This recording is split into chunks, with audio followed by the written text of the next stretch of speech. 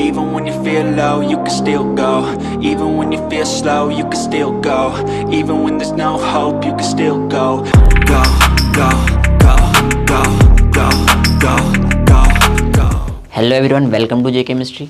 तो आज हम अपने गेट और जैम क्रैश कोर्स में क्या करेंगे, न्यूक्लियर केमिस्ट्री पढ़ेंगे। ठीक है, तो अगर मैं बात करूँ न्यूक्लियर केमिस्ट्री की, तो गेट में आपको एक क्वेश्चन देखने को मिल जाएगा और जैम में आपको 1 से 2 क्वेश्चन भी देखने को मिल सकते हैं। ठीक है, अब बहुत ही छोटा चैप्टर है। ठीक है, और 1-2 क्वेश्चन अगर आ रहे एग्जाम में तो इंपॉर्टेंट हो जाता है और बहुत ही ईजी चैप्टर है। हाँ, हमने ये चैप्टर क्या है नेट में भी कवर किया था।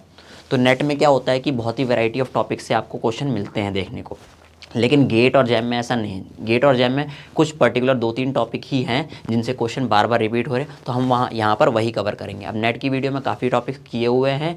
अगर बाई चांस अगर किसी और से आता है टॉपिक से क्वेश्चन गेट और जैम में भी, तो आप वो वीडियो जाके वहाँ पर देख सकते हैं। वहाँ पर भी सब कुछ कवर करा रखा है। ठीक है, तो लिंक आपको डिस्क्रिप्शन में मिल जाएगा, आप वहाँ से पहले वो देख सकते हैं। उससे आपके ऑलमोस्ट सारे टॉपिक्स आधे घंटे में रिवाइज़ हो जाएंगे। ठीक है, उसके बाद हम यहाँ पर ये वाले टॉपिक्स करेंगे और यहाँ पर हम क्या करेंगे, क्वेश्चन ज़्यादा प्रैक्टिस करेंगे। वहाँ हमने क्वेश्चन प्रैक्टिस नहीं की थी ना, यहाँ पर हम क्वेश्चन ज़्यादा प्रैक्टिस करेंगे और किस किस तरह के क्वेश्चन आ रहे हैं वो हम देखेंगे। ठीक है, तो जो फर्स्ट क्वेश्चन आपका टॉपिक है यहाँ पर वो है काइनेटिक्स ऑफ न्यूक्लियर प्रोसेस। तो काइनेटिक्स ऑफ न्यूक्लियर प्रोसेस जो है, ये टॉपिक हमने नेट की वीडियो में कवर नहीं किया था। वहाँ पर हमने अदर टॉपिक देखे थे, क्योंकि ये वाला जो पोर्शन है वो आपको काइनेटिक्स में भी कराया जाता है। आपको पता है जो न्यूक्लियर रिएक्शंस होती हैं वो फर्स्ट ऑर्डर रिएक्शंस होती हैं। ठीक है, तो जितने भी फर्स्ट ऑर्डर के फॉर्मूले हैं वही यहाँ पर अप्लाई होते हैं। लेकिन यहाँ पर क्या है, गेट और जैम में काफ़ी क्वेश्चन आए हुए हैं, तो हम यहाँ पर इसको एक बार देख लेते हैं। ठीक है, तो अगर मैं बात करूँ काइनेटिक्स की, तो क्या होती है आपको पता है, फर्स्ट ऑर्डर रिएक्शन होती है। ये फर्स्ट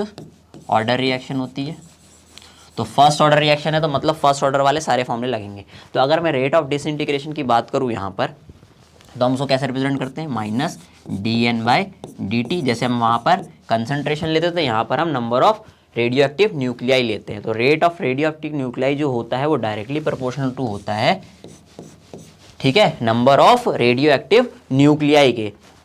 मतलब कि जितने ज़्यादा नंबर ऑफ न्यूक्लियाई होंगे मेरे पास रेडियो एक्टिव, उतना ही ज़्यादा मेरा डिसइंटीग्रेशन का रेट होगा, है ना। तो ये चीज़ होती है। तो यहाँ पर जब हम प्रोपोर्शनल का साइन हटाते हैं तो -dN/dt और वो इक्वल आता है आपका λ/n के। अब जैसे वहाँ पर रेट कांस्टेंट होता है के, यहाँ पर हम लैम्डा लिखते हैं डिसइंटीग्रेशन कांस्टेंट। ठीक है, बिल्कुल सेम है। वैसे ही वहाँ पर भी उसकी यूनिट जो होती है, यहाँ पर भी वही यूनिट होती है। लेकिन अभी यहाँ पे यूनिट की अगर मैं बात करूँ तो हम यहाँ पर नेम से यूनिट को दिखाते हैं। तो हमारा जो रेडियो एक्टिविटी की यूनिट होती है ना, रेडियो एक्टिविटी हम जो मेज़र करते हैं जनरली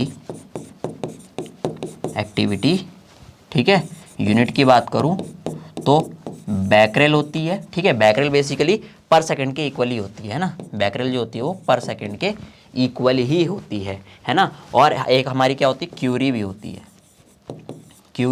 क्यूरी बेसिकली आपकी बड़ी यूनिट होती है और वो 3.7 × 10⁻10 बैकरेल के बराबर होती है। ठीक है, या फिर मैं बोल दूं पर सेकंड के बराबर होती है। अब इसी ये जो आप हमने रेट लिखा है ना, इसी को हम क्या करते हैं, इंटीग्रेट करते हैं। और यहाँ पर एक हमारी इक्वेशन आती है n = या इसको nt लिख देते हैं, n0 e⁻⁻ λt। ठीक है, इक्वेशन तो आपको ये याद रखनी है ना। जैसे वहाँ पर आती थी a = a, मतलब किसी कंसंट्रेशन एट टाइम t, तो ये वो वाले न्यूक्लियाई होते हैं nt की जो रेडियोएक्टिव न्यूक्लियाई बचे हुए हैं एक टाइम टी पे। ठीक है, और ये वाले जो होते हैं इनिशियल होते हैं और e⁻⁻ λt से इनका डिसइंटीग्रेशन हो रहा होता है। इस तरह से इक्वेशन लिखते थे। उसके बाद हम इसी को क्या कर सकते हैं, सिंप्लीफाई कर सकते हैं लॉग लेके। तो हमारी इक्वेशन क्या आती है, एक λt = 2.303 log of n0/nt। ठीक है, तो इक्वेशन ये होती है। अब ये वाली जो इक्वेशन है वो काफ़ी इंपॉर्टेंट है, इसको तो आपको याद ही रखना। इसी से अब देखना काफ़ी क्वेश्चन जो होंगे वो सारे के सारे इसी से ही होते हैं। ठीक है, तो n0 वही initial amount of radio active nuclei है और nt आपका जो बचा हुआ है। ठीक है, वो ध्यान रखना, आपको बचा हुआ पूछा हुआ है। अभी हम क्वेश्चन करेंगे, थोड़ा ज़्यादा क्लियर होगा आपको कि बचा हुआ आपसे पूछा है कि डिसइंटीग्रेट जो हो गया वो पूछा है। ठीक है, तो ये इक्वेशन हो गई। अब यहाँ से हम क्या करते हैं, हाफ लाइफ डिफाइन करते हैं। तो हाफ लाइफ का आपको पता है फॉर्मूला जो होता है फर्स्ट ऑर्डर के लिए क्या होता है, 0.693 डिवाइड बाय रेट कांस्टेंट। तो यहाँ बस लैम्डा से डिवाइड कर देंगे तो ये आपकी हाफ लाइफ आ जाती है ना, इस तरह से। तो ये फॉर्मूले हैं, बस यही फॉर्मूले आपको रिवाइज करने हैं और इसी से आपके सारे क्वेश्चन जो भी काइनेटिक्स से रिलेटेड आएंगे वो हो जाएंगे। ठीक है, तो अब क्वेश्चन करते हैं हम इसमें। तो क्वेश्चन देखते हैं। तो फर्स्ट क्वेश्चन क्या कह रहा है, given the initial weight of 1 milligram of radio active, ठीक है, ये कोई कोबाल्ट का न्यूक्लियस है, रेडियो एक्टिव है, हाफ लाइफ दी हुई है आपको 5.27 years, the amount disintegrate in 1 year, 1 year में आपका कितना अमाउंट डिसइंटीग्रेट हो जाएगा वो आपको बताना है मिलीग्राम में, ठीक है। इनिशियल अमाउंट दे रखा है, अब इसमें यहाँ पे पूछा है कि कितना अमाउंट आपका डिसइंटीग्रेट हो जाएगा, ना कि बचा हुआ, ठीक है। तो इसमें आपको ध्यान रखना है ये चीज़। अब यहाँ पे वही है, आपको हाफ लाइफ दे रखी है, तो हम सिंपल वही वाली इक्वेशन लगाएंगे जो हमारी इक्वेशन थी, कौन सी, कि लैम्डा टी जो होता है आपका वो 2.303 लॉग ऑफ, ठीक है, N nought upon N T होता है, ये लगाया हमने, ठीक है। अब यहाँ पे पुट करो वैल्यू, लैम्डा आपको दिया हुआ नहीं लेकिन हाफ लाइफ तो दी हुई है ना, तो हाफ लाइफ आपको पता है कि, तो लैम्डा क्या हो जाएगा 0.693 डिवाइड बाय टी हाफ, यही तो होगा फॉर्मूला। जैसे T half is equal to 0.693 divide by lambda था, यहाँ पे वैसे कर दिया मैंने। अब लैम्डा की वैल्यू पुट करो यहाँ पर 0.693 डिवाइड बाय कितना है आपका 5.27 ईयर्स है, ठीक है, मल्टीप्लाइड बाय टाइम कितना दे रखा है, आप कितने साल के लिए पूछा है, 1 ईयर में पूछा हुआ है आपसे, है ना, 1 ईयर में पूछा हुआ है, तो 1 ईयर कर दो यहाँ पर इसको, ठीक है, 1 ईयर, तो ईयर से ईयर कैंसिल हो जाएगा आपका। अब यहाँ पे देखो 2.303 लॉग, अब यहाँ तो 1 ही रहेगा, ठीक है, और एंटी ही हमें एंटी, पहले हम एंटी निकालेंगे, हमें एंटी नहीं निकालना है, हमें निकालना है कि कितना अमाउंट हमारा डिसइंटीग्रेट हो चुका है। तो यहाँ से आप जब निकालोगे तो यहाँ से वो अमाउंट आएगा जो बचा हुआ है, ठीक है, उसको हम 1 मिलीग्राम से माइनस कर देंगे और हमारा आंसर आ जाएगा, ठीक है। तो जब यहाँ पे इसको कैलकुलेट करोगे तो यहाँ पर क्या आएगा, log 1/NT is equal to 0.693 divide by 5.27 और डिवाइड बाय 2.303, ठीक है। तो यहाँ पर क्या करोगे आप, वही एंटी लॉग लोगे उधर और उसको सॉल्व करोगे, तो आपका जो एंटी आएगा ना यहाँ से वो आ जाएगा आपका 0.87, ठीक है, मिलीग्राम में था तो मिलीग्राम में आएगा। ये आपका क्या है, बचा हुआ अमाउंट है, ये आपका क्या है, बचा हुआ अमाउंट है। लेकिन हमें क्या निकालना था कि 1 साल में कितना डिसइंटीग्रेट हो रहा है। तो अब क्या करेंगे, वहाँ से जो हमारा अमाउंट है, amount disintegrated, amount disintegrated,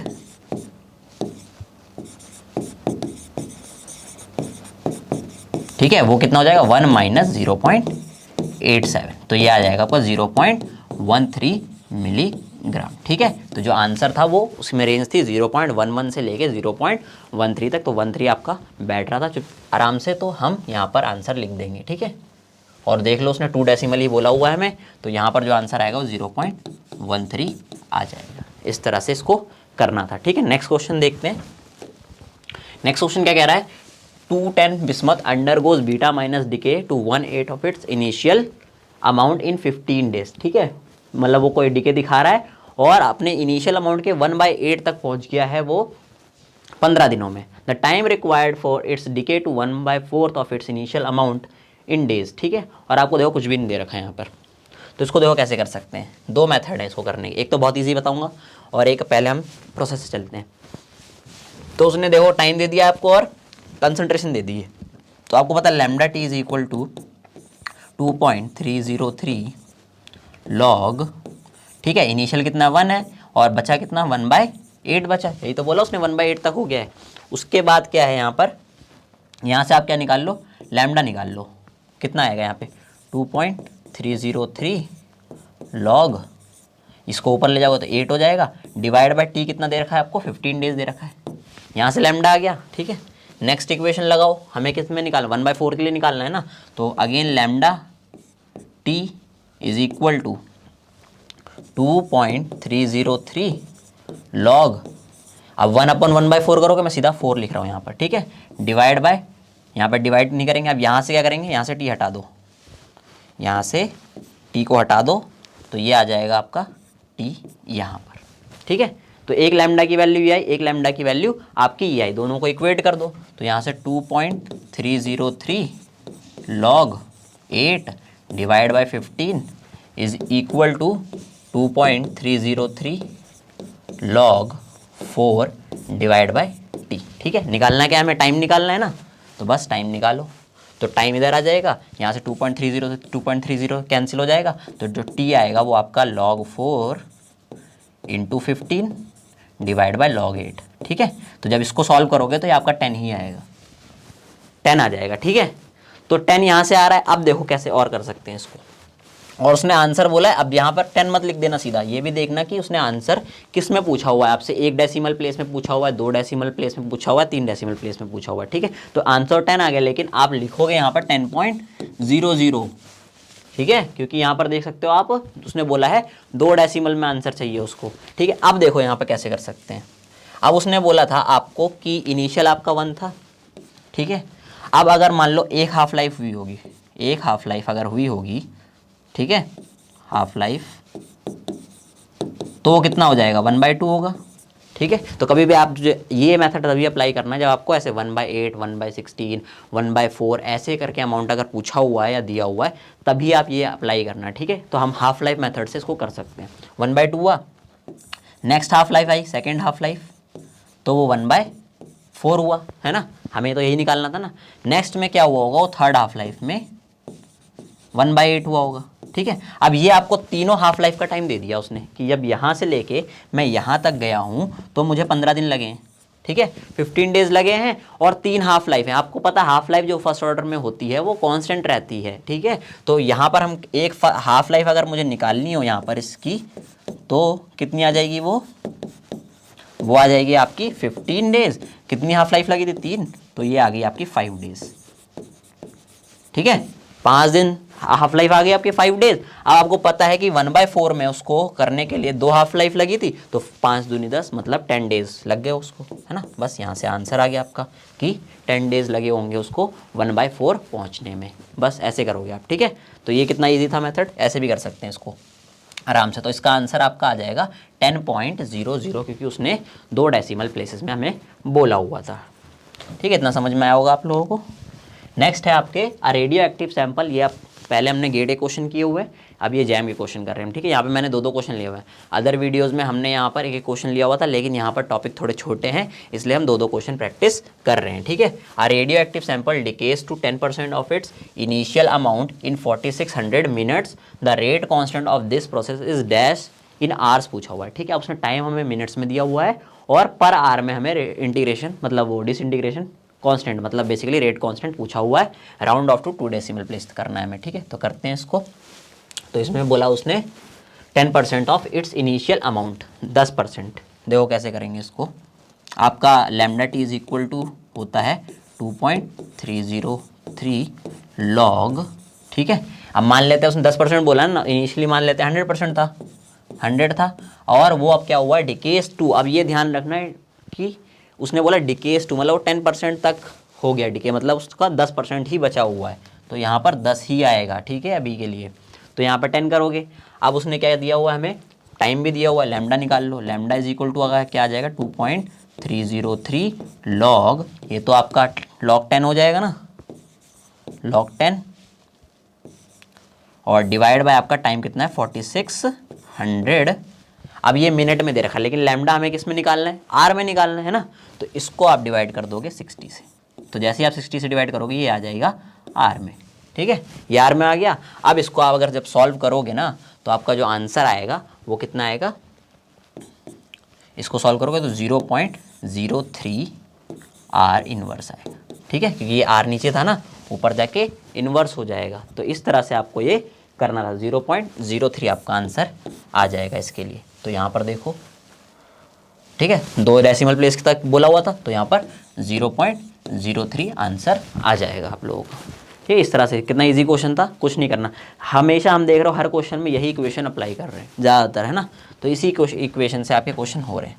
next देखते हैं। नेक्स्ट क्या, radio active element undergoes 80% radio active decay in 300 minute. मतलब उसने अब यहाँ पर बोला है कि 80% डिके हो चुका है, अब तो बचा कितना होगा, 20 बचा होगा, है ना। 300 the half life for this species in minutes is, half life निकालनी है हमें। ठीक है, तो बस निकालते हैं यहाँ पर, सेम वही फॉर्मूला लगाते हैं, lambda T is equal to 2.303। ठीक है, लॉग, अब क्या करूँ यहाँ पर 100 डिवाइड बाय 20 करूँगा ना, क्योंकि 80% डिके हो चुका है, बचा कितना है हमें वो लिखना है, ठीक है। डिके इन 300 मिनट, तो यहाँ पर टाइम दिया हुआ, तो लैम्डा इज इक्वल टू निकालोगे तो 2.303, ये आ जाएगा आपका log 5, और डिवाइड कर दोगे इसको आप 300 मिनट से, ठीक है। ये लैम्डा आ गया। अब आप टी हाफ क्या होता है आपका, टी हाफ जो होता है आपका वो क्या होता है, T half is equal to 0.693 divide by lambda, lambda करते हैं ना, तो लैम्डा की वैल्यू पुट कर दो, तो 2.303 log 5 डिवाइड बाय 300 करूँगा, उसको ऊपर लिख दो 300 मिनट, ठीक है। तो जब इसको आप सॉल्व करोगे तो जो आपका आंसर आएगा वो आएगा 129.15 मिनट, ठीक है। अब उसने यहाँ पर इस क्वेश्चन में कोई डेसिमल वेसिमल हमें नहीं बोला था, तो चाहो आप पूरा ही आंसर पुट कर दो, लेकिन जनरली ऐसा होता है कि आपको यहाँ पर आंसर जो होते हैं वो इंटीजर में दे दिया करो, तो 129.5, तो यहाँ पर 129 आंसर आप दे सकते हो, ठीक है, क्योंकि उसने कोई डेसिमल नहीं बोला, तो आप ज़रूरी नहीं है आप राउंड ऑफ करके आप ऐसे भी लिख सकते हो इसको आंसर को, ठीक है। तो इसकी जो रेंज थी ना इस आंसर की, वो 128 से लेके 130 तक थी। तो ऐसे क्वेश्चनों में वो रेंज भी आपको थोड़ी ज़्यादा देता है, जहाँ पर डेसिमल की बात आती है वहाँ पर रेंज भी कम मिलेगी आपको, और जहाँ पर डेसिमल की बात नहीं आती वहाँ पर रेंज ज़्यादा मिलेगी आपको, ठीक है। तो इस तरह से इसको अप्रोच करना था। तो ये हमारे काइनेटिक्स के क्वेश्चन थे, ठीक है। हम यहाँ पर पढ़ेंगे जो हमारा नेक्स्ट इंपॉर्टेंट है वो क्या है, डीके प्रोसेस, ठीक है। डीके प्रोसेस काफ़ी इंपॉर्टेंट होता है आपका, हमने यहाँ पर नेट की वीडियो में भी डिस्कस किया था, यहाँ पर भी हम दोबारा डिस्कस कर रहे हैं, ठीक है। तो अगर मैं डीके प्रोसेस की बात करूँ तो सबसे पहले हम यहाँ पर क्या पढ़ते हैं, अल्फा डीके पढ़ते हैं, अल्फा डीके। तो जनरली आपको अगर गेट और जैम की मैं बात करूँ तो आपको क्वेश्चन मिलने के जो चांसेस हैं या तो आपको काइनेटिक्स से मिलेंगे या तो आपको डीके से मिलेंगे, यही होते हैं, ठीक है। बीच में बाकी जो अदर टॉपिक उनसे बहुत ही कम चांसेस होते हैं कि क्वेश्चन पूछा जाए, ठीक है। तो अल्फा डीके की बात करूँ तो अल्फा पार्टिकल क्या होता है आपका 4 हीलियम 2, है ना, ये पार्टिकल होता है। तो जहाँ पर ये डिके हो रहा होगा वहाँ पर क्या होगा, मास नंबर आपका 4 से डिक्रीज़ हो जाएगा और एटॉमिक नंबर आपका 2 से डिक्रीज़ हो जाएगा, है ना। तो यहाँ पर अगर मैं लिखूँ यहाँ पर, तो लेट सपोज कोई मेरे पास एक्स न्यूक्लियाई था जिसका मास नंबर ए था और एटॉमिक नंबर जेड था, और उसने क्या दिखाया, अल्फा डीके दिखाया। तो यहाँ पर a-4x, और अब ये x तो रहेगा नहीं, अब ये y बन जाएगा। जब भी एटॉमिक नंबर चेंज होता है तो न्यूक्लियस चेंज हो जाता है, ठीक है। मास नंबर जब चेंज होगा और एटॉमिक नंबर सेम रहेगा तब न्यूक्लियस तो वही रहेगा, लेकिन एटॉमिक नंबर चेंज होते ही न्यूक्लियस भी बदल जाता है। तो यहाँ पर Z-2 करेंगे प्लस 4 हीलियम 2, ठीक है, कुछ इस तरह से लिखेंगे इसको।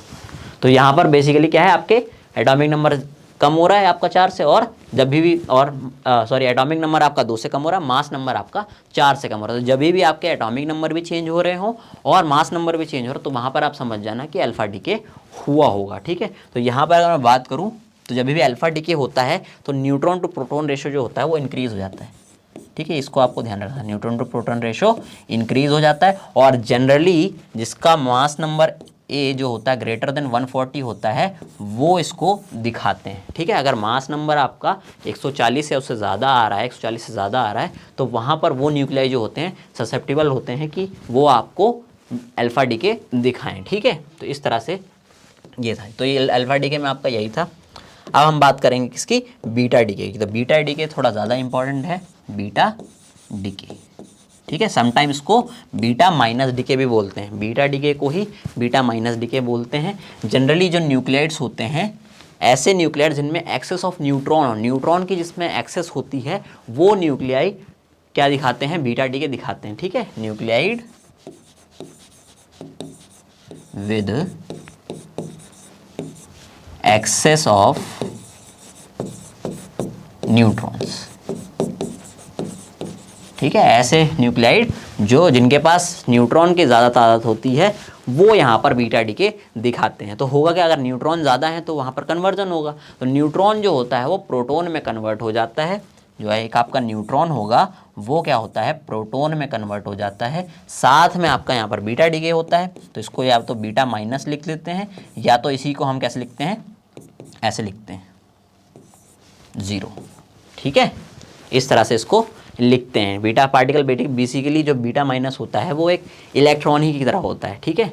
और प्लस यहाँ पर आपका एक एंटी न्यूट्रॉनो निकलता है। ठीक है, तो ये रिएक्शन आपको ध्यान रखना, न्यूट्रॉन जो होता है पर प्रोटॉन में कन्वर्ट होता है और बीटा माइनस डीके हुआ और एक आपका एंटी न्यूट्रिनो पार्टिकल निकलता है यहाँ से। ठीक है, अब यहाँ पर बात करते हैं न्यूट्रॉन टू प्रोटॉन रेशो की। तो आपको दिख रहा है आपको कि न्यूट्रॉन जो है बेसिकली आपका प्रोटॉन में कन्वर्ट हो गया है ना, न्यूट्रॉन जो है प्रोटॉन में कन्वर्ट हो गया, मतलब न्यूट्रॉन कम हो गए, न्यूट्रॉन कम हो गए तो n/p रेशो भी कम हो जाए प्रोटॉन, है ना, क्योंकि आपका न्यूट्रॉन कम हो रहा है और प्रोटॉन बढ़ रहा है। बेसिकली क्या हो रहा है, न्यूट्रॉन अगर प्रोटॉन में कन्वर्ट हो रहा है तभी हम बोलते हैं कि बीटा डीके जब होता है तो आपका जो एटॉमिक नंबर होता है इंक्रीज बाय 1 हो जाता है। तो इसको प्रोसेस को लिखूँ मैं, अगर कोई एक्स न्यूक्लियाई है ए और जेड है और अगर उसने क्या दिखाया है बीटा माइनस डीके दिखाया है तो यहाँ पर क्या होगा आपका ए। हाँ, अब ये ध्यान रखना कि मास नंबर चेंज नहीं होता इन प्रोसेस में। ठीक है, तो एक्स ना लिखेंगे, इसको हम वाई लिखेंगे और ये हो जाएगा Z+1। ठीक है, समझ में आया ना कि एटॉमिक नंबर क्यों इंक्रीज हो रहा है, क्योंकि एक न्यूट्रॉन जो है वो प्रोटॉन में कन्वर्ट हो रहा है। अब न्यूट्रॉन प्रोटॉन में कन्वर्ट हो रहा है तो मास नंबर चेंज नहीं होगा। ठीक है, क्योंकि मास नंबर में आपके दोनों ही इंक्लूड होते हैं, लेकिन एटॉमिक नंबर में सिर्फ आपका प्रोटॉन इंक्लूड होता है, इसलिए जब प्रोटॉन में कन्वर्ट होगा तो प्रोटॉन बढ़ जाएगा एक, तो बस ये हो जाएगा। और प्लस यहाँ पर बीटा माइनस हुआ और एंटी न्यूट्रिनो निकलता है आपका। तो ये प्रोसेस होता है आपका बीटा माइनस डी के n/p रेशो इंक्रीज होता है। ठीक है, बस इतना ध्यान रखना था आप लोगों को। अब हम देखते हैं क्या बीटा प्लस डी के या फिर पॉजिट्रॉन एमिशन, है ना, बीटा प्लस डी के या इसी को हम क्या बोलते हैं आपका पॉजिट्रॉन एमिशन बोलते हैं। ठीक है, पॉजिट्रॉन एमिशन, पॉजिट्रॉन डीके। ठीक है, बीटा प्लस डीके। तो इसमें क्या होगा, इसमें क्या होता है जनरली जिसके पास आपके प्रोटॉन की एक्सेस होती है, जैसे उसमें न्यूट्रॉन की एक्सेस थी, इसमें जिसमें प्रोटॉन की एक्सेस होती है वो ये दिखाते हैं। ठीक है, nuclide with excess of proton. ठीक है, इतना समझ में आया होगा आप लोगों को।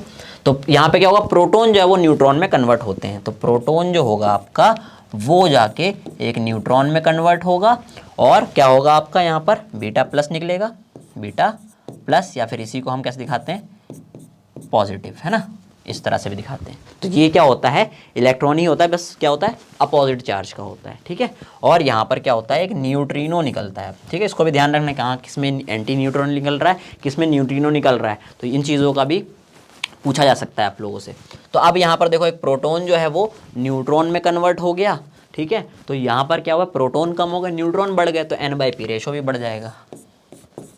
ठीक है, वहाँ पे हमने क्या किया था, n/p रेशो वहाँ पे बढ़ा दिया था, यहाँ पर कम होगा ना, यहाँ पर क्या होगा आपका कम होगा, न्यूट्रॉन प्रोटॉन में कन्वर्ट हो रहा है ना, तो n/p रेशो आपका कम हो जाएगा, ज़्यादा नहीं होगा। न्यूट्रॉन कम हो रहे हैं, प्रोटॉन बढ़ रहे हैं ना, तो यहाँ पर आपका n/p रेशो बढ़ जाएगा, ये ध्यान रखना है। अब यहाँ पर क्या था कि यहाँ पर प्रोटॉन जो है न्यूट्रॉन में कन्वर्ट, मतलब प्रोटॉन कम हो गया, तो अब जो न्यूक्लिया यहाँ पर वो दिखाएंगे ये, तो वो क्या होंगे, जैसे मान लो x है, a है और z है, और अगर उसने पॉजिट्रॉन एमिशन दिखाया तो a तो a ही रहेगा, x इसको y कर लो और ये Z-1 हो जाएगा, प्लस यहाँ पर बीटा प्लस डी के प्लस न्यूट्रिनो, है ना, इस तरह से इसको कर सकते हैं। सिमिलर प्रोसेस क्या होता है, कुछ न्यूक्लियाई जिनमें एक्सेस ऑफ प्रोटॉन हो वो क्या कर सकते हैं, पॉजिट्रॉन एमिशन ना दिखा रहे हो तो वो इलेक्ट्रॉन कैप्चर दिखाने लग जाते हैं। ठीक है, इलेक्ट्रॉन कैप्चर इसका एक तरह से इक्विवेलेंट प्रोसेस ही होता है। तो जो पॉजिट्रॉन एमिशन नहीं दिखाते वो के इलेक्ट्रॉन कैप्चर बोल देते हैं, क्योंकि क्या होता है कि जो के न्यूक्लियर के आपका जो शेल होता है वो सबसे पास होता है न्यूक्लियस की, तो वहाँ से इलेक्ट्रॉन कैप्चर करना सबसे ईजी है, सबसे ज़्यादा उसकी प्रोबेबिलिटी होती है, इसलिए हम के इलेक्ट्रॉन कैप्चर भी बोलते हैं। ठीक है, तो electron capture basically positron emission का ही एक क्या है इक्विवेलेंट प्रोसेस है, इलेक्ट्रॉन कैप्चर। ठीक है, तो इलेक्ट्रॉन कैप्चर में क्या होगा, आपका एक इलेक्ट्रॉन क्या होगा किसी एटम से कैप्चर किया जाएगा न्यूक्लियस में। अब उसमें अगर इलेक्ट्रॉन को कैप्चर किया गया है, ठीक है, तो होगा क्या, अगर मान लो प्रोटॉन है, वहाँ पर पॉजिटिव चार्ज होता है, उसमें अगर एक नेगेटिव चार्ज आएगा तो न्यूट्रल हो जाएगा, तो वहाँ पर भी एक प्रोटॉन जो है वो कन्वर्ट हो जाता है न्यूट्रॉन में। यही तो हमने वहाँ भी देखा, वहाँ भी प्रोटॉन न्यूट्रॉन में कन्वर्ट हो। लेकिन यहाँ पर क्या होगा कि एक प्रोटॉन जो होगा न्यूक्लियस का वो एक इलेक्ट्रॉन को कैप्चर करेगा, ठीक है, और वो एक न्यूट्रॉन में कन्वर्ट होगा, और यहाँ पर आपका न्यूट्रिनो, यहाँ पर भी आपका न्यूट्रिनो ही निकलता है। तो पॉजिट्रॉन एमिशन हो या इलेक्ट्रॉन कैप्चर हो, जो आपका पार्टिकल है वो न्यूट्रिनो निकलता है और यहाँ पर इस तरह से ये प्रोसेस चलता है। साथ में यहाँ पर हमें देखने को मिलता है कि यहाँ पर एक्स रेज भी एमिट हो रही हैं, एक्स रेज भी क्या होती हैं, एमिट होती हैं। तो इसको भी आपको ध्यान रखना है। अब एक्सरेस एमिट क्यों होती हैं यहाँ पर, बेसिकली आपको पता होना चाहिए कि जब मान लो के सेल में इलेक्ट्रॉन है वो कैप्चर कर लिया गया, ठीक है, तो जो अदर सेल के इलेक्ट्रॉन होंगे वो क्या करेंगे, वहाँ से जंप करके उसकी जगह लेने की कोशिश करेंगे ना, ठीक है। उसकी जगह जब वो लेंगे तो वो सेल से एक मतलब हायर सेल से लोअर सेल में आ रहे होंगे, और जब ऐसा हो रहा होता है तो आप कुछ वो एनर्जी एमिट करेंगे कि नहीं करेंगे, तो वो एनर्जी जो होती है वो एक्सरेज की फॉर्म में ही एमिट होती है, ठीक है। तो एक्सरेज जो स्पेक्ट्रोस्कोपी होती है उसमें इस प्रोसेस का यूज़ किया जाता है, तो ये भी ध्यान रखना है, ठीक है। तो आपसे कोई पूछे किस प्रोसेस में आपकी एक्सरेज एमिट होती हैं, तो अब वो आपका इलेक्ट्रॉन कैप्चर प्रोसेस ही होता है, ठीक है। तो ये भी आपको यहाँ पर ध्यान रखना था। तो ये बात हो गई इसकी। अब यहाँ पर भी वही हुआ कि n/p रेशो क्या हो, यहाँ प्रोटॉन जो है वो न्यूट्रॉन में कन्वर्ट हो रहा है, तो n/p रेशो जो होगा वो इंक्रीज़ करेगा, ठीक है। तो सिर्फ बीटा माइनस डीके, जो बीटा डीके है उसमें ही n/p रेशो आपका डिक्रीज़ कर रहा है, बाकी सब में क्या कर रहा है, इंक्रीज़ कर रहा है, ठीक है। तो ये सारे क्या थे, हमारे प्रोसेस थे। अब हम क्या करेंगे, क्वेश्चंस को देखेंगे, ठीक है। तो फर्स्ट क्वेश्चन क्या है आपका,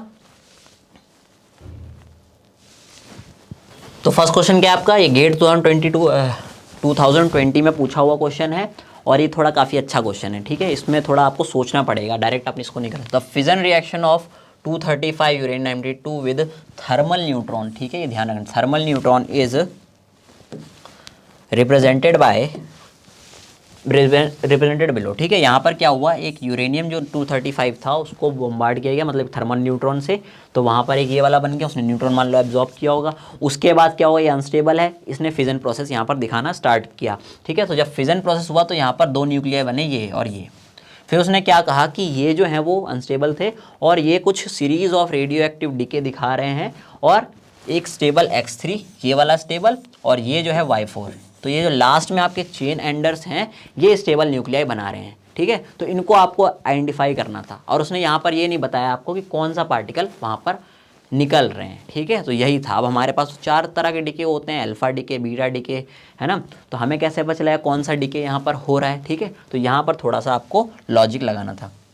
तो ये क्वेश्चन में वही बोल रहा है कि ये थे, इन्होंने are the primary fission fragments pair which undergo series of radioactive decay to form stable nuclei X3 and Y4 chain ender, the X3 and Y4 respectively. X3 और Y4 आपको बताने हैं यहाँ पर। तो पहले तो आपको ये पता होना चाहिए कि यहाँ पर जो ये प्रोसेस हो रहा है, ठीक है, यहाँ देखो आप, तो यहाँ पर 236 है, 2 फ्रैगमेंट मिले मुझे, ये और ये वाले। तो जब इनके मास नंबर को आप ऐड करोगे ना तो आपका क्या आएगा, यहाँ पर देखोगे तो यहाँ पर एक अल्फा नहीं, यहाँ पे कुछ नहीं, यहाँ पे बस न्यूट्रॉन ही निकले होंगे। तो बेसिकली क्या होता है यहाँ पर, क्योंकि मास नंबर तो सेम है आपका, सॉरी यहाँ पर एटॉमिक नंबर सेम है, बस ना मास नंबर जो है आपका वो क्या है 4 से कम हो गया यहाँ पर, ठीक है।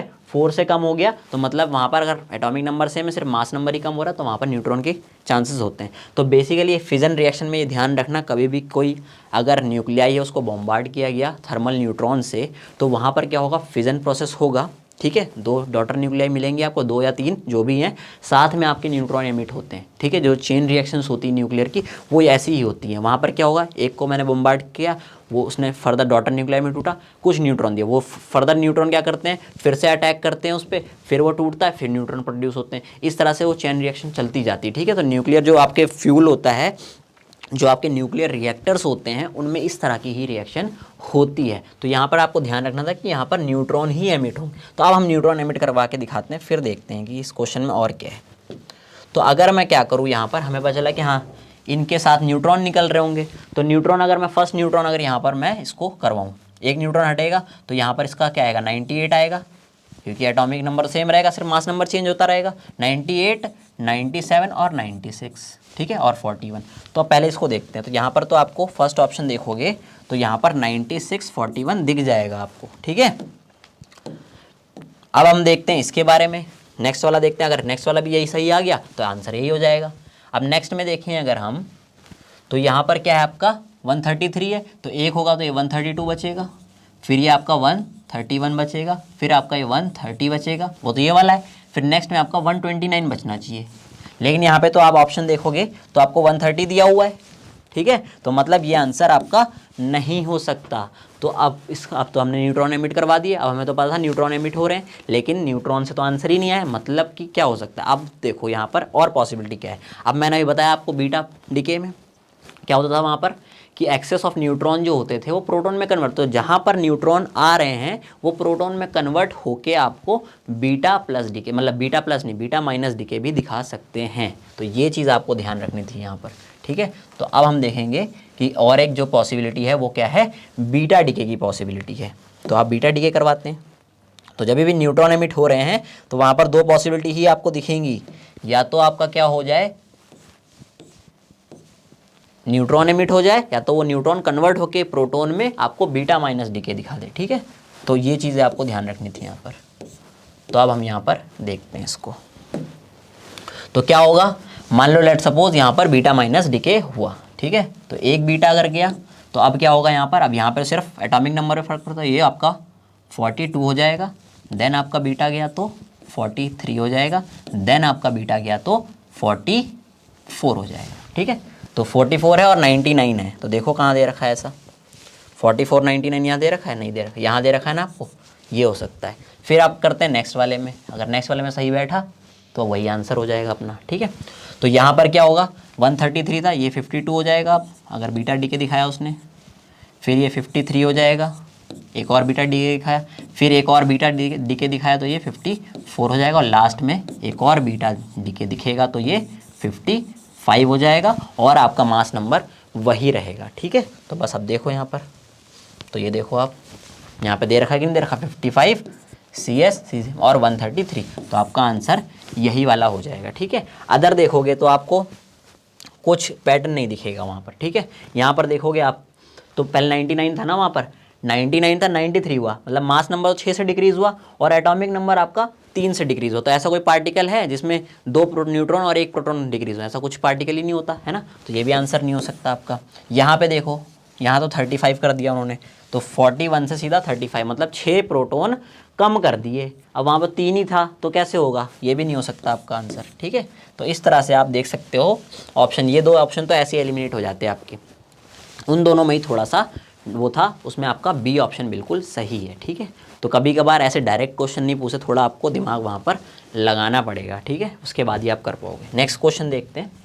नेक्स्ट क्वेश्चन क्या है, the number of beta particle emitted in the nuclear reaction this है ना। और जैम 2022 में क्वेश्चन ये पूछा हुआ है, ऐसा ही क्वेश्चन आपका गेट में भी पूछा हुआ है, बट वहाँ पर इसमें सीधा सिंपल बीटा पार्टिकल पूछे, वहाँ पर अल्फा और बीटा दोनों पूछे हुए थे। ये रिएक्शन तो बहुत फेमस है, इसमें आपसे अल्फा बीटा बहुत सारे बस पार्टिकल यही पूछता रहता है। तो इसमें आपको बीटा पार्टिकल, अब देखो यहाँ पर बीटा पार्टिकल में मैंने बताया कि जो एटॉमिक नंबर होता है वो इंक्रीज़ हो जाता है, बट यहाँ तो डिक्रीज़ हो रहा है और साथ साथ यहाँ पर मास नंबर भी चेंज हो रहा है। तो मास नंबर चेंज हो रहा है मतलब यहाँ पर बीटा पार्टिकल सिर्फ अकेला तो नहीं निकला होगा, मतलब अल्फा पार्टिकल भी निकले होंगे। तो सिंपल अगर मैं देखूँ यहाँ पर 238 से 206 तक गया है, तो मतलब कि आपका जो मास नंबर में चेंज है वो 32 का चेंज है। तो मतलब कि कितने 8 तो यहाँ पर अल्फा पार्टिकल निकले होंगे ना। तो यहाँ पर क्या है 238 रिएक्शन लिखता हूँ मैं, यूरेनियम 92 आपको 206 Pb 82 मिला, ठीक है। अब मास नंबर सिर्फ अल्फा पार्टिकल ही चेंज कर सकते हैं, तो इसका मतलब आपके +8 यहाँ पर अल्फा पार्टिकल निकले होंगे, ठीक है। इस तरह से 8 आपके अल्फा पार्टिकल निकले होंगे ना, तभी तो आपका 8 4 था 32 ऐड करोगे इसमें 238 आ जाएगा आपका। हमेशा क्या होता है न्यूक्लियर रिएक्शन में मास और एटॉमिक नंबर आपके कंजर्व रहते हैं, ठीक है, ये ध्यान रखना है आपको। प्लस यहाँ पर मान लेते हैं हम m बीटा पार्टिकल निकले होंगे, ठीक है, इतना पता होगा आप लोगों को। तो आप देखोगे अगर मैं यहाँ पर 8 2 16 करूँ, अगर मैं 16 कर दूँ यहाँ पर, तो देखोगे आप तो ये कितना होना चाहिए, यहाँ पे तो कितना चेंज आना चाहिए था, 16 का चेंज आना चाहिए था, लेकिन 10 का ही चेंज आ रहा है।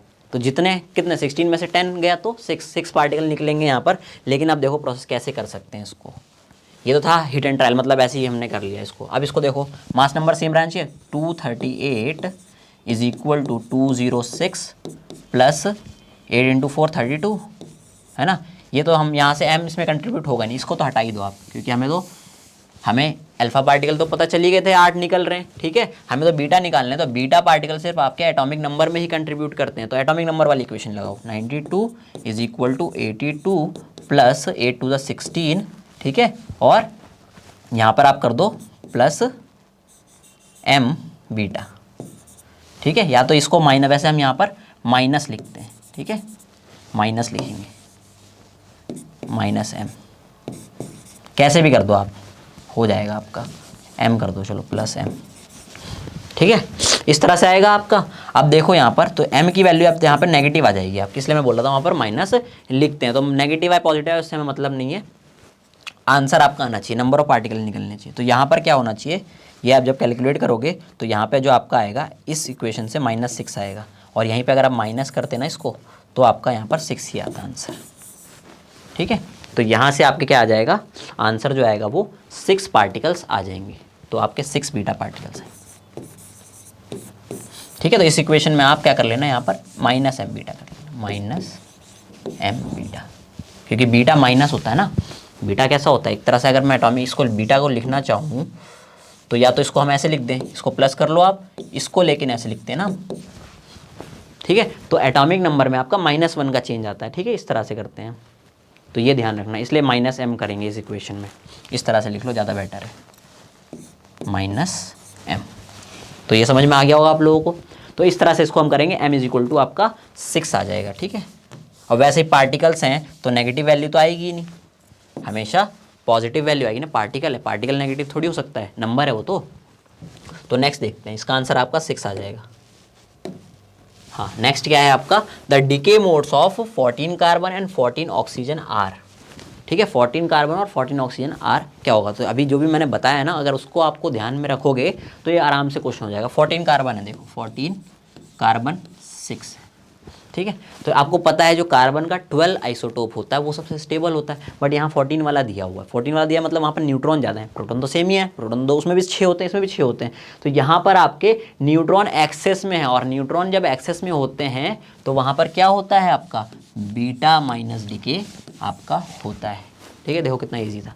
सिमिलरली उसको देखते हैं, इसमें देखो 14 ऑक्सीजन दे रखा है और ऑक्सीजन में 8 होता है। अब आपको पता है जो ऑक्सीजन का आइसोटोप होता है वो 16 वाला स्टेबल होता है, ठीक है। अब यहाँ तो क्या है, कम है, मतलब यहाँ पर प्रोटॉन एक्सेस में है, और जब प्रोटॉन एक्सेस में होते हैं तो वहाँ पर बीटा प्लस डीके मुझे देखने को मिलता है, क्योंकि ये स्टेबल होना चाहेंगे ना, ये बीटा प्लस डीके दिखा देगा, बीटा प्लस डीके जैसे दिखाएगा वैसे ये मान लो 7 में चेंज हो गया, मतलब एक एटॉमिक नंबर कम हो जाएगा तो नाइट्रोजन बन जाएगा, नाइट्रोजन का 14 वाला आइसोटोप स्टेबल रहता है ना। और ये बीटा माइनस दिखाएगा, अगेन ये क्या होगा 6 + 1 7 हो जाएगा, ये भी नाइट्रोजन में कन्वर्ट हो जाएगा, है ना। इस तरह से स्टेबल न्यूक्लियस बना लेंगे ये।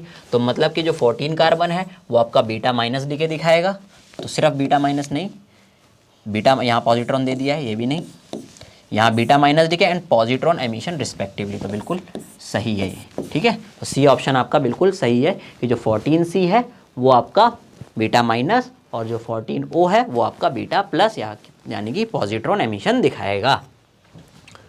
तो ये हो गई ये। अब हम बात करते हैं किसकी, मैजिक नंबर की। तो मैजिक नंबर से ऑल्दो ऐसे डायरेक्ट क्वेश्चन अभी तक पूछा नहीं है, लेकिन फिर भी पूछ सकते हैं, या फिर कभी आपको ऐसा पूछ ले कि स्टेबिलिटी पूछ ले कि कौन सा आपका स्टेबल है न्यूक्लियाई, कौन सा स्टेबल नहीं है, तो आप मैजिक नंबर का कॉन्सेप्ट अप्लाई करें। तो बेसिकली मैजिक नंबर ऐसे नंबर्स होते हैं, बहुत सारा जब एक्सपेरिमेंटल डाटा देखा गया तो ये पाया कुछ पर्टिकुलर नंबर के अगर एटॉमिक नंबर है या न्यूट्रॉन की नंबर है तो वो स्टेबल हैं। तो वो नंबर कौन कौन से आपके 2, 8, 20, 28, 50, 82, ठीक है। ये वाले नंबर तो प्रोटॉन और न्यूट्रॉन दोनों के लिए वैलिड है, लेकिन एक और आता है 126, वो सिर्फ किसके लिए होता है, नंबर ऑफ न्यूट्रॉन्स के लिए, ठीक है, क्योंकि 126 प्रोटॉन तो नहीं हो सकते, जब 118 एलिमेंट ही हैं पूरी पीरियोडिक टेबल में तो 126 प्रोटॉन कैसे हो सकते हैं। तो वो वाला जो नंबर है वो सिर्फ न्यूट्रॉन के लिए। तो बोला ऐसा जाता है कि अगर इन नंबर्स के प्रोटॉन या न्यूट्रॉन कुछ हों अगर किसी न्यूक्लियस में तो वो स्टेबल होता है, ये है, ठीक है। तो इन नंबर से कुछ भी प्रोटॉन, जैसे मान लो 2 प्रोटॉन, 2 किसी का एटॉमिक नंबर है ना, जैसे हीलियम है तो 2 है, और आपको देख रहे हो उसका 4, जैसे 4 हीलियम की बात करूँ मैं, यही आपका स्टेबल होता है ना। तो इसमें देखो 2 प्रोटॉन है 2 न्यूट्रॉन है, तो दोनों मैजिक नंबर आ रहे हैं ना, तो इसलिए बोलते हैं कि हाँ जो मैजिक नंबर को फॉलो कर रहे होते हैं वो स्टेबल न्यूक्लियस होते हैं।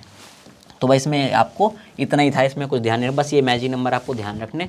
तो कभी भी ऐसे आ जाए कोई स्टेबिलिटी पूछी जाए आपसे, तो आप सबसे पहले देखोगे कि उसमें number of protons in numbers में से कुछ तो नहीं है, number of neutrons in numbers में से तो कुछ नहीं है, ऐसा है तो वो स्टेबल हो जाएगा। ठीक है, अब एक क्वेश्चन देखते हैं। वो क्वेश्चन ऑल्दो इस कॉन्सेप्ट से होगा नहीं, लेकिन फिर भी हम अप्लाई करेंगे थोड़ा बहुत। Among the following the most stable isotope to radio active decay is. अब देखो यहाँ पर 82 दे रखा है, 82 सब में दे रखा है, तो प्रोटॉन वाला तो बैठ रहा है, 82 आता है आपका मैजिक नंबर में। अब न्यूट्रॉन निकालो, तो यहाँ से 206 माइनस 82 करोगे तो आ जाएगा ये 124। तो 124 तो मेरा कोई वो नहीं था, लेकिन यहाँ पे देखते हैं 210 माइनस कर दो 82, तो यहाँ पर भी क्या आएगा आपका 128 आ जाएगा। ये भी कोई मेरा मैजिक नंबर नहीं है। इसमें देखो तो इसमें आ जाएगा आपका 2 बढ़ गया ना, तो 130 आ जाएगा, ये भी कोई मैजिक नंबर नहीं होता। और इसमें आपका 132 आ जाएगा, तो मैजिक नंबर से ये क्वेश्चन नहीं होगा। अब देखो अगर 206 208 होता है ना, अगर ये वाला आइसोटोप होता लेड का, ये वाला आइसोटोप होता, तो इसमें आप देखोगे तो न्यूट्रॉन जो आएंगे वो 126 आ जाएंगे, और ये आपका मैजिक नंबर होता है। इसलिए सबसे ज़्यादा स्टेबल यही वाला आइसोटोप होता है लेड का, इसलिए उसने यहाँ पर दिया हुआ नहीं है। ठीक है, अब देखो, अब आपको थोड़ा यहाँ पर याद होना चाहिए। ठीक है, तो लेड की अगर मैं बात करूँ तो लेड के आपके 4 जो होते हैं स्टेबल आइसोटोप होते हैं। एक तो आपका 204 PB, then 206 PB, then 207 PB और देन 208 PB। ठीक है, उसके बाद आप देख रहे हो न्यूट्रॉन बढ़ रहे हैं, तो वहाँ पर एक्सेस ऑफ न्यूट्रॉन ले जाएगा, तो वो तो ऐसे ही अनस्टेबल हो जाएंगे। ठीक है, तो आप देख रहे हो ये वाला आपको सबसे ज़्यादा स्टेबल तो यही वाला होता है, तो ये वाला तो आपको दिया हुआ नहीं है, ये भी नहीं दिया है, ये भी नहीं दिया है, तो आंसर आपका ये वाला हो जाएगा। तो 206 वाला आप क्या करोगे, आंसर मार्क कर दोगे, इसलिए ए आंसर इसका सही होगा। ठीक है, इतना इसलिए इजी क्वेश्चन नहीं होता गेट में, तो थोड़ा थोड़ा घुमाते ज़रूर हैं। नेक्स्ट देखते हैं, नेक्स्ट क्या है हमारा क्यू वैल्यू। तो क्यू वैल्यू बेसिकली क्या होती है, अगर कोई प्रोसेस है, ठीक है, लेट सपोज मेरा कोई न्यूक्लियाई था ए, उसको मैंने एक्स पार्टिकल से बॉम्बार्ड करवाया, और उसने क्या दिया, एक डॉटर न्यूक्लियाई बी दिया, और प्लस एक कोई वाई पार्टिकल, और वहाँ पर कुछ एनर्जी आपकी इन्वॉल्व बोल रहा हूँ अभी मैं, रिलीज भी हो सकती है, और देखते हैं पॉजिटिव भी हो सकती है, नेगेटिव भी हो सकती है। ठीक है, तो जनरली जो ये डेल्टा ई है ना, ये क्या है, इस रिएक्शन की एनर्जी है। तो न्यूक्लियर रिएक्शन की जो एनर्जी होती है उसी को हम क्यू वैल्यू बोलते हैं। ठीक है, तो जो डेल्टा ई है इसी को हम क्यू वैल्यू भी बोलते हैं, और ये क्या है, थोड़ी अलग तरीके से निकाली जाती है। जैसे हम क्या करते थे, अगर कोई केमिकल रिएक्शन है तो हम क्या करते हैं, उसमें मास ऑफ मतलब मास नहीं, energy of product minus energy of reactant करते थे, तो हमारी जो एनर्जी आती है। लेकिन यहाँ पर उल्टा करते हैं, यहाँ पर हम क्या करते हैं, उसमें अब जो एनर्जी जो होती है वो mc², डेल्टा mc², यही होती है ना, अकॉर्डिंग टू आइंस्टाइन का मास एनर्जी रिलेशनशिप जो होता है E = mc² आता है, तो delta E = delta m × c² आएगा। तो बस हमें डेल्टा m ही निकालना होता है यहाँ पर। तो डेल्टा m जो निकालोगे आप, डेल्टा m आपको पता है क्या होता है, मास ऑफ रिएक्टेंट होता है माइनस मास ऑफ प्रोडक्ट होता है। तो यहाँ पर हम रिएक्टेंट माइनस प्रोडक्ट करेंगे और इसको मल्टीप्लाई करेंगे c² से।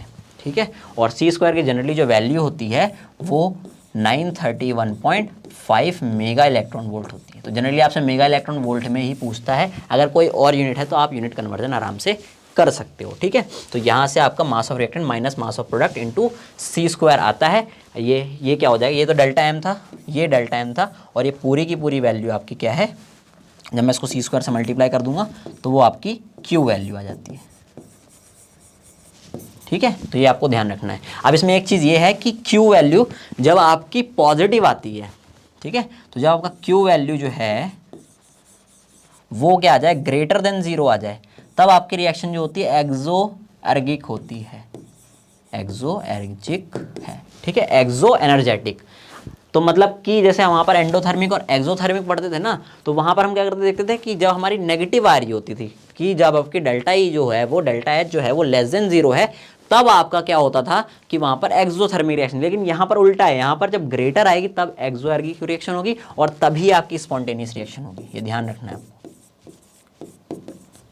ठीक है, स्पॉन्टेनियस रिएक्शन आपकी होगी अगर आपकी वैल्यू जो है वो 0 से ज़्यादा है। वहीं अगर आपकी वैल्यू जो है वो लेस देन 0 है तो उसको हम एंडोएर्गिक बोलते हैं या एंडो एनर्जेटिक बोलते हैं, एंडो एर्जिक या एंडो एनर्जेटिक बोलते हैं, और उस केस में आपके नॉन स्पॉन्टेनियस होगा। ठीक है, तो मतलब कि बेसिकली आपको पता है ना, मास डिफेक्ट जनरेट होता है और वो एनर्जी प्रोवाइड, तो जब भी हम mass of reactant minus mass of product करेंगे और वो पॉजिटिव वैल्यू कोई दे रहा है, तो मतलब वहाँ पर कुछ मास डिफेक्ट है, और मास डिफेक्ट है उसको c² से मल्टीप्लाई करो तो वहाँ पे एनर्जी निकलेगी, मतलब बेसिकली वही पॉजिटिव आएगी एनर्जी आपकी, तो वही आपकी Q वैल्यू होती है। अब क्या करते हैं हम, क्वेश्चन कर लेते हैं एक।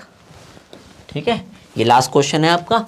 इसमें देखोगे for the following fusion reaction, एक फ्यूजन रिएक्शन दी हुई है आप लोगों को, ये 4 हाइड्रोजन कंबाइन किए, 4 हीलियम बना, और यहाँ पर 2 बीटा प्लस निकल गए, 2 न्यूट्रिनो और एक गामा रेज निकल गई। ठीक है, उसने बोला the Q value energy of the reaction in mega electron volt. तो इसकी अगर मैं इस क्वेश्चन की बात करूँ तो ये जो क्वेश्चन है आपका जैम में पूछा हुआ है, वो भी 2021 में।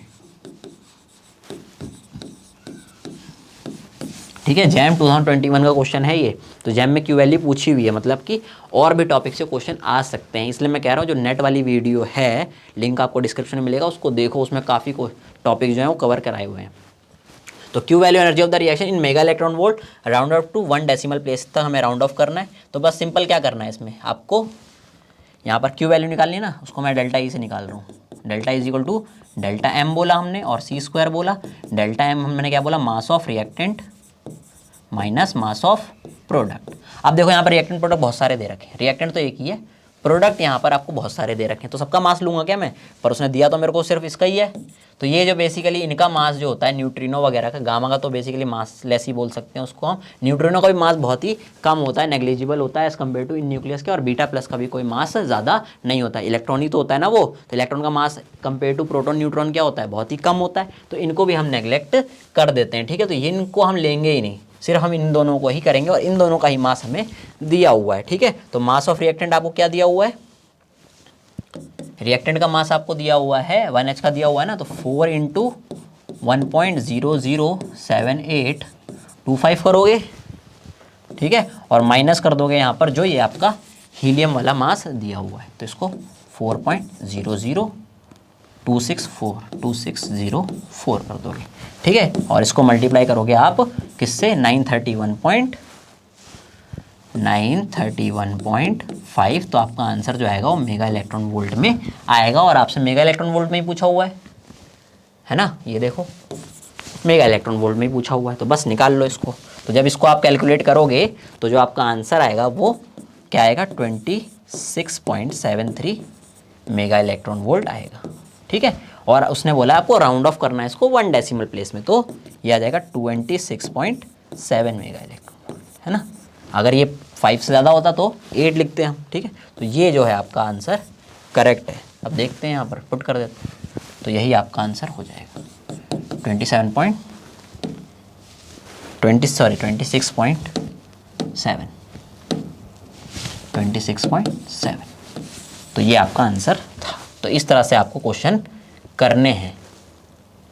ठीक है, तो यहाँ पर ये हमारे पास इतने ही टॉपिक थे जो गेट में पूछे हुए। तो गेट में बार बार मैं कह रहा हूँ, या तो वो वहाँ पर काइनेटिक्स से पूछ रहे हैं, या तो कुछ डिके, और अब समटाइम ये वाले क्वेश्चन जैसे Q वैल्यू वगैरह पूछ लिया, मैजिक नंबर से कुछ पूछ लिया, इस तरह के क्वेश्चन वो पूछ रहे हैं। ठीक है, तो ज़्यादा कुछ है नहीं, इसी को आपको रिवाइज करना है। ठीक है, और भी टॉपिक अगर प्रैक्टिस करना चाहते हो तो नेट के क्रैश कोर्स की वीडियो देखो, है ना, वहाँ से भी आपकी प्रैक्टिस अच्छी खासी हो जाएगी। ठीक है, अभी के लिए आपको समझ में आया होगा।